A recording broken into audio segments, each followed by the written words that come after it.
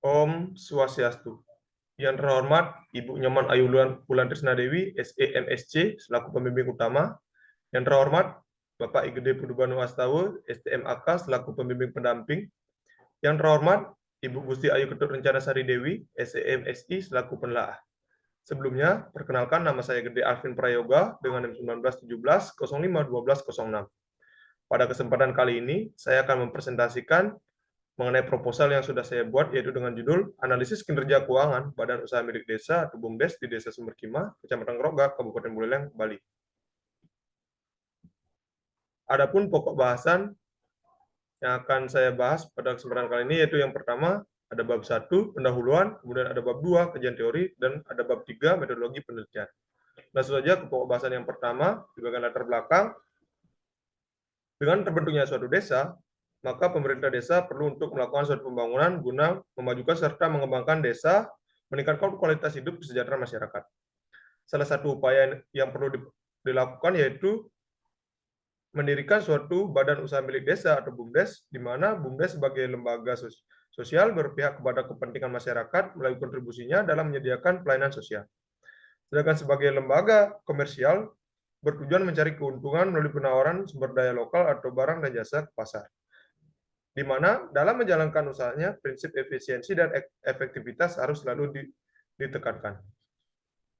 Nah, berdasarkan peraturan pemerintah tahun 2018 tentang Badan Usaha Milik Desa atau BUMDes, merupakan organisasi atau lembaga publik yang melakukan kegiatan-kegiatan pembangunan ekonomi yang dimiliki oleh pemerintah desa.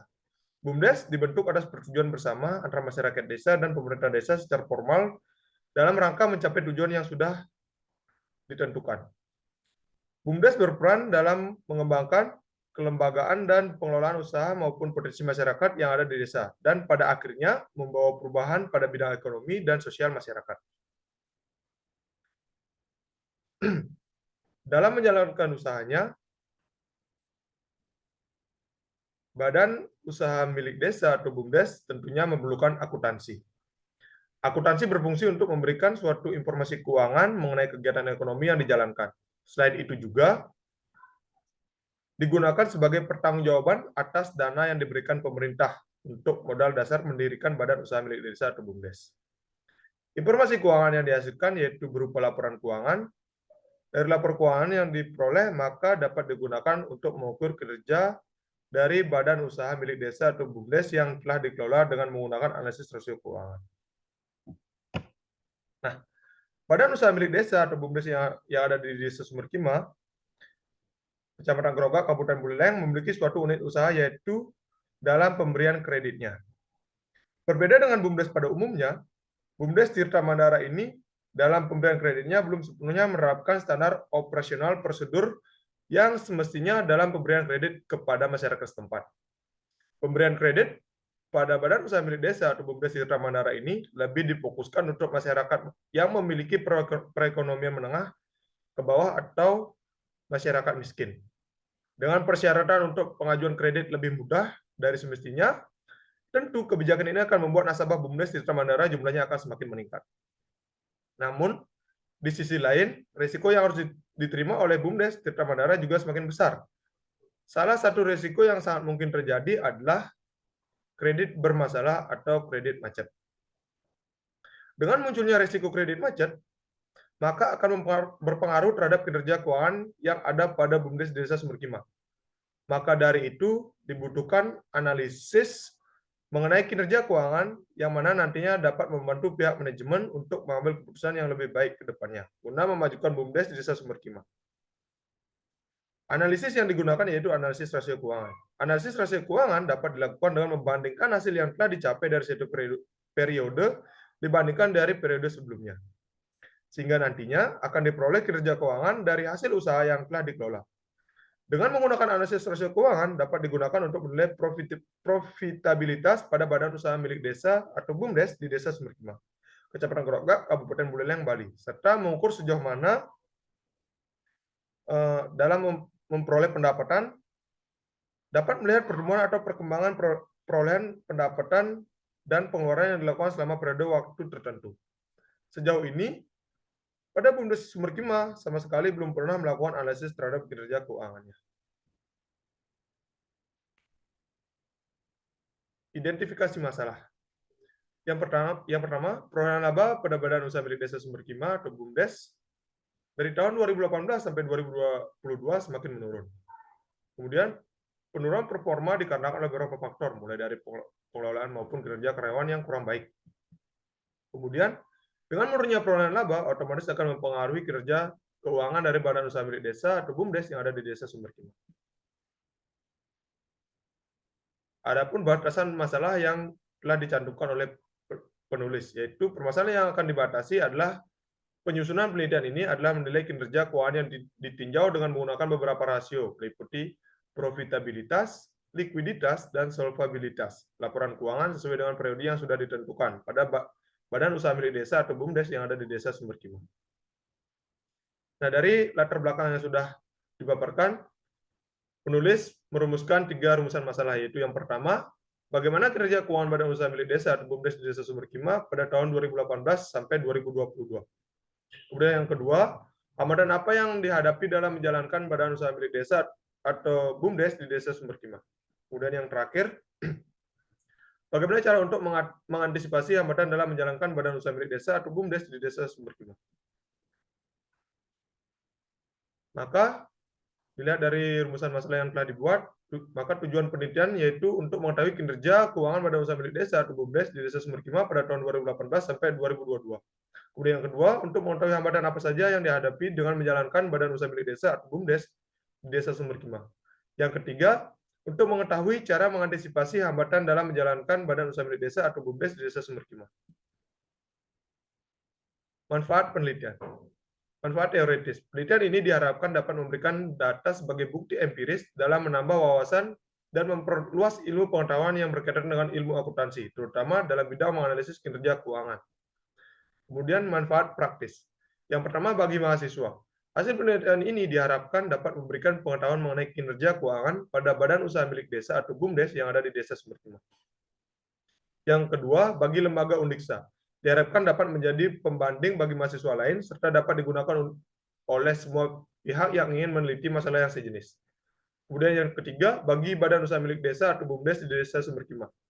Hasil penelitian ini akan memberikan gambaran mengenai kinerja keuangan Badan Usaha Milik Desa atau BUMDes periode 2018 sampai 2022, sehingga dengan penelitian ini diharapkan nantinya dapat membuat atau memberikan kinerja yang lebih baik dari sebelumnya. Landasan teori. Untuk teori yang digunakan penulis, yaitu penulis menggunakan teori agensi atau agensi teori. Teori agensi pertama kali dicetuskan oleh Jensen dan Meckling pada tahun 1976. Dalam teorinya menjelaskan mengenai hubungan antara prinsipal dan agent. Yang dimaksud prinsipal dalam hal ini ialah pemilik modal, sedangkan agent ialah pihak yang mengelola sebuah perusahaan. Hubungan agensi akan muncul ketika suatu prinsipal memberikan pekerjaan atau tugas kepada agent, sehingga wewenang dalam pengambilan keputusan dibebankan kepada agent. Dalam konteks agensi, dalam penelitian ini, BUMDes berperan sebagai agent, harus wajib dalam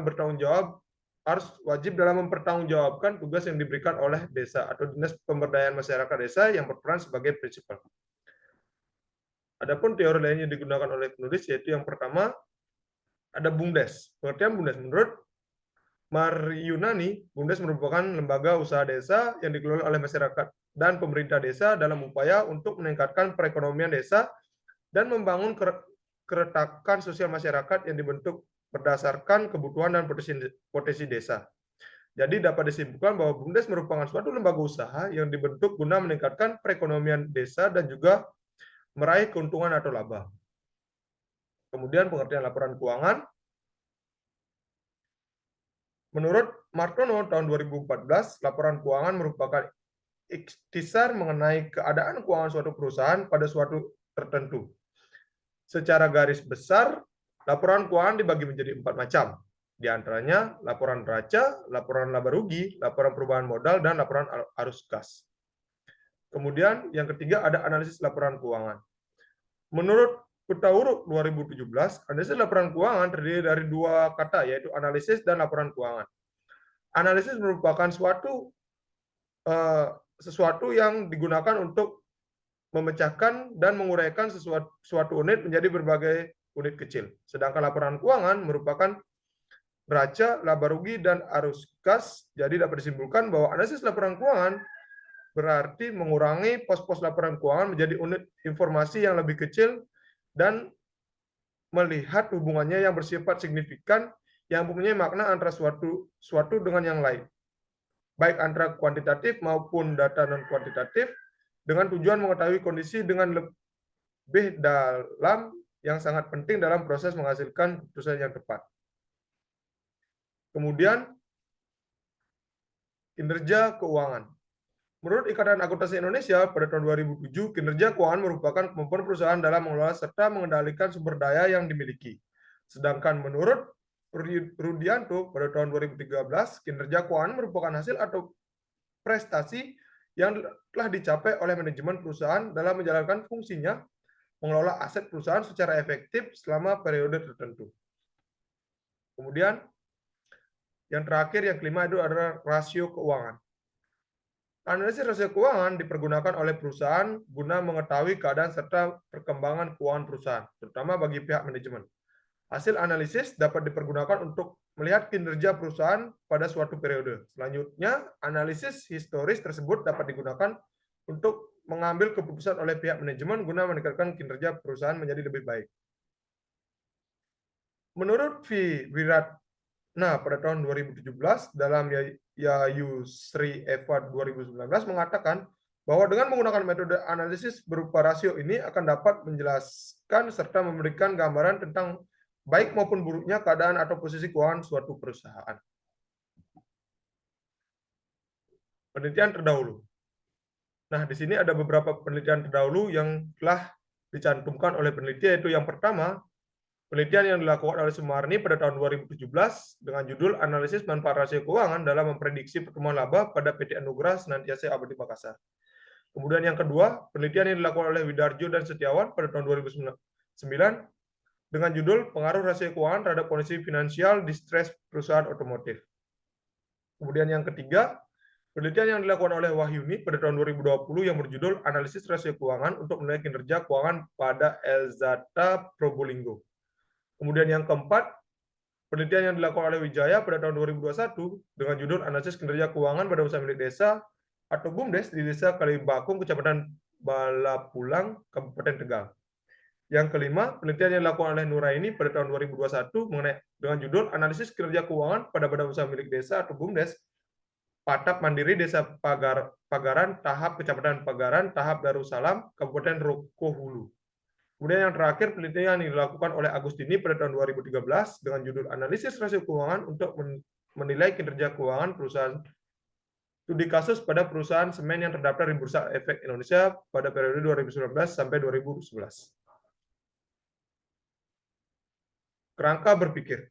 Adapun kerangka berpikir yang sudah dibuat penulis yaitu BUMDes pada kinerja keuangannya dianalisis menggunakan rasio keuangan yaitu likuiditas, solvabilitas, dan profitabilitas. Likuiditas menggunakan current ratio, solvabilitas menggunakan total debt to equity, dan profitabilitas menggunakan return on equity atau ROE dan return on asset atau ROA.